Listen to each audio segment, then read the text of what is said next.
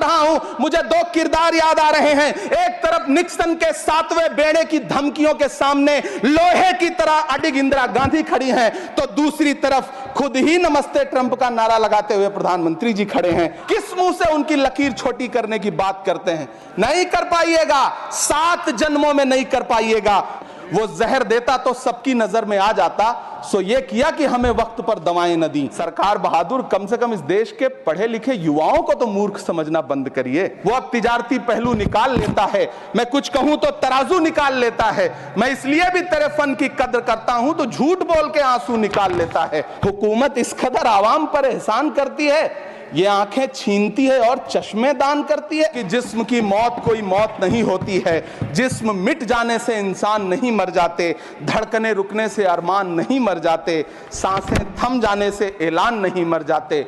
जिस्म की मौत कोई मौत नहीं होती। हम अमृतकाल सुनते आ रहे थे, ये अमृतकाल इतनी जल्दी समाप्त हो गया कि अब अमृतकाल का कोई नाम तक नहीं लेना चाहता है। रिश्तों की ये नाजुक डोरें तोड़ी थोड़ी जाती हैं, अपनी आंखें दुखती हो तो फोड़ी थोड़ी जाती हैं। सभापति महोदय, मैं आपके सामने खड़ा होकर के एक बहुत छोटी सी कहानी सुनाना चाहता हूं कि महान बादशाह सिकंदर ने जब यूनान फतेह किया तो जीत का जश्न मनाने के लिए शहर की सड़कों पर निकला, तो उसने देखा कि पूरा शहर तो जश्न मना रहा है, एक फकीर सड़क के किनारे चादर तान के सो रहा है। सिकंदर को गुस्सा आया, घोड़े से उतरा, उस फकीर के पास गया और उसे सोता देख करके उसे जोर की एक लात मारी और लात मार के कहा कि क्यों रे फकीर, मैंने यूनान फतेह कर लिया, लोग जश्न मना रहे हैं और तू सो रहा है।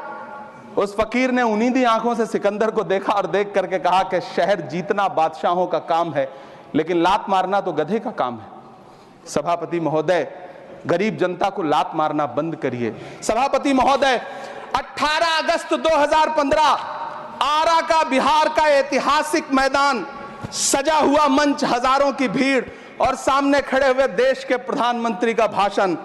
बिहार के भाइयों बहनों, आज मैं बिहार के लिए पैकेज की घोषणा कर रहा हूं। 50,000 करोड़ कर दूं कि ज्यादा कर दूं? अखिलेश भाई, 60,000 करोड़ कर दूं कि ज्यादा कर दूं?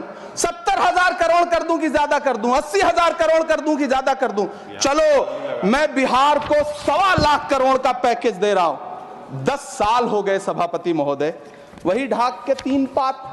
बिहार आज भी विकास की बाट जो हो रहा है। भाषण आज भी प्रधानमंत्री जी के यूट्यूब चैनल पर सुना जा सकता है। जो झूठ बोल के करता है मुतमईन सबको, वो झूठ बोल के खुद मुतमईन नहीं होता। आज भी जब कोसी में बाढ़ आती है तो पूरा सीमांचल बर्बाद हो जाता है। मैंने उस तबाही को अपनी आंखों से देखा है। 2016-17 की बाढ़ में अपने इन्हीं हाथों से राहत सामग्री बांटी है मैंने। अगर सच में बिहार के लिए कुछ करना चाहते हैं तो बिहार को बाढ़ से बचाने का प्रबंध करिए। कभी सुदामा पांडे धूमिल जी ने कहा था कि एक आदमी रोटी बेलता है, एक आदमी रोटी खाता है, एक तीसरा आदमी भी है जो न रोटी बेलता है न रोटी खाता है, वो सिर्फ रोटी से खेलता है। वो तीसरा आदमी कौन है? मेरे देश की संसद मौन है। सभापति महोदय, इस सरकार का बाजार और महंगाई पर कोई नियंत्रण नहीं रह गया है।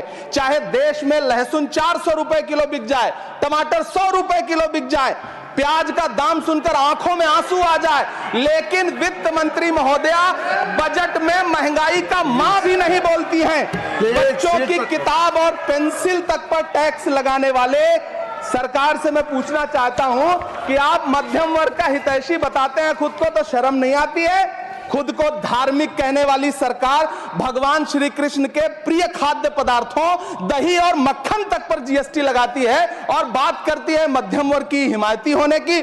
जिंदा रहते हुए जनता से हर चीज पर टैक्स वसूलने वाली यह सरकार कम से कम मरने पर तो लोगों को बख्श देती, लेकिन नहीं, वहां भी लूटना है। अंतिम संस्कार के सामान, अगरबत्ती, धूप बत्ती, केवड़ा जल, चंदन पाउडर, जौ, बताशा, काला तिल, पंचरत्न, कपूर और कफन तक पर टैक्स लेने वाली यह सरकार किस मुंह से खुद को मध्यम वर्ग का हितैषी बताती है? सभापति महोदय, इसी देश की संसद में कभी स्वर्गीय सुषमा स्वराज जी ने कहा था कि जब देश की करेंसी गिरती है तब देश की प्रतिष्ठा गिरती है। सभापति महोदय, मैं इतिहास के पन्ने पलट रहा हूं, मुझे 2 किरदार याद आ रहे हैं। एक तरफ निक्सन के 7वें बेड़े की धमकियों के सामने लोहे की तरह अडिग इंदिरा गांधी खड़ी हैं, तो दूसरी तरफ खुद ही नमस्ते ट्रंप का नारा लगाते हुए प्रधानमंत्री जी खड़े हैं। मेरे कानों में सुषमा स्वराज जी की आवाज गूंज रही है।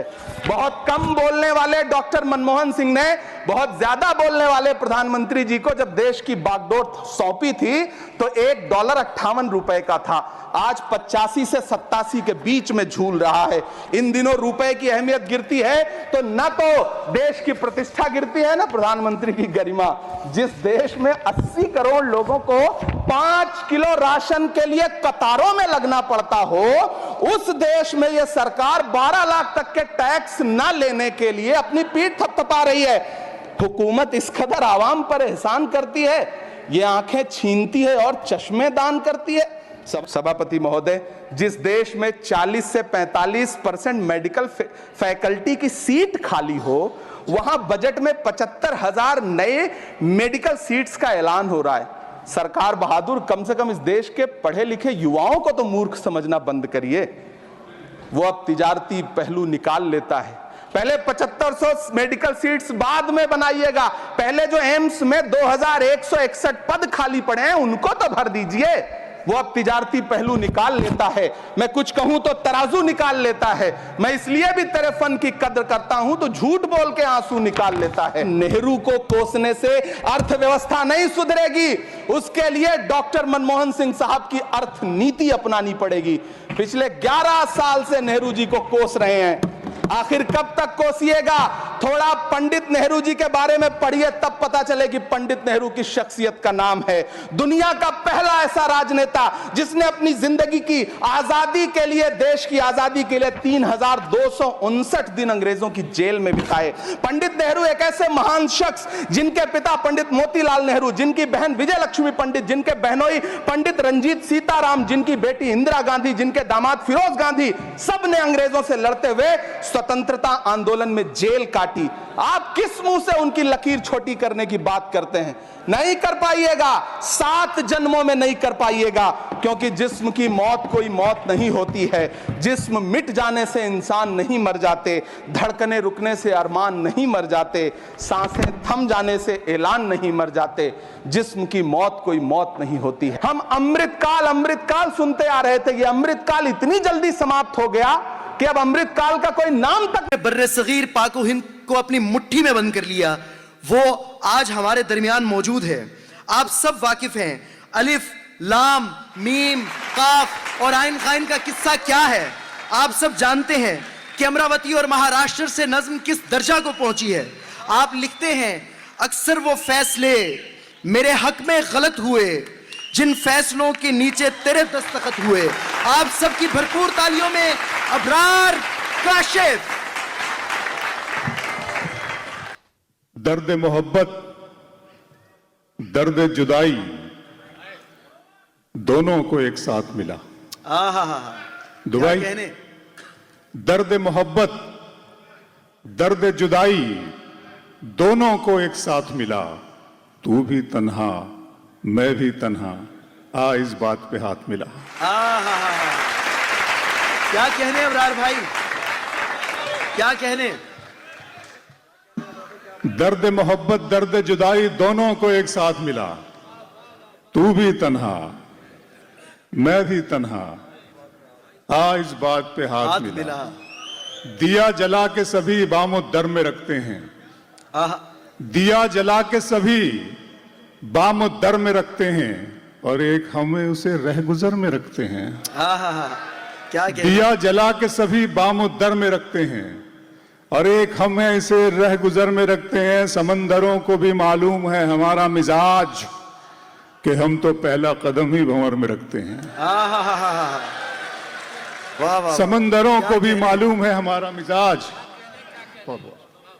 समंदरों को भी मालूम है हमारा मिजाज कि हम तो पहला कदम ही भंवर में रखते हैं।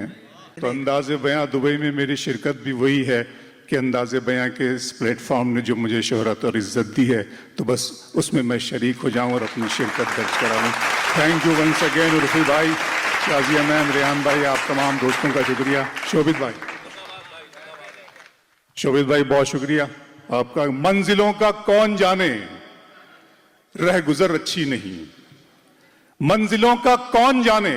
बहुत नज़मों का और इसका हार्ड डोज आपको दिया गया है। मैं ज़रा सा लाइट वेट करता हूं, आपको बिल्कुल हल्का फुल्का हो जाइए। मंजिलों का कौन जाने, रह गुजर अच्छी नहीं, उसकी आंखें खूबसूरत है, नजर अच्छी नहीं। क्या कहने।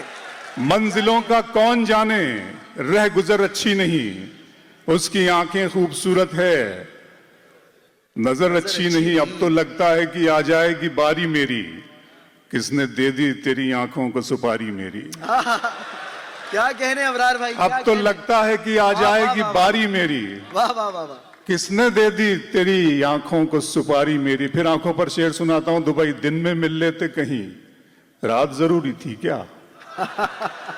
दिन में मिल लेते कहीं, रात जरूरी थी क्या। बेनतीजा ये मुलाकात जरूरी थी क्या। क्या कहने। दिन में मिल लेते कहीं, रात जरूरी थी क्या, बेनतीजा ये मुलाकात जरूरी थी क्या। मुझसे कहते तो मैं आंखों में बुला लेता तुम्हें, भीगने के लिए बरसात जरूरी थी क्या। मुझसे कहते तो मैं आंखों में बुला लेता तुम्हें, वाह वाह वाह। मुझसे कहते तो मैं आंखों में बुला लेता तुम्हें, मुझसे कहते तो मैं आंखों में बुला लेता तुम्हें, भीगने के लिए बरसात जरूरी थी क्या। घर की तकसीम में अंगनाई गंवा बैठे हैं, फूल गुलशन से शिनासाई गंवा बैठे हैं, बात आंखों से समझ लेने का दावा मत कर,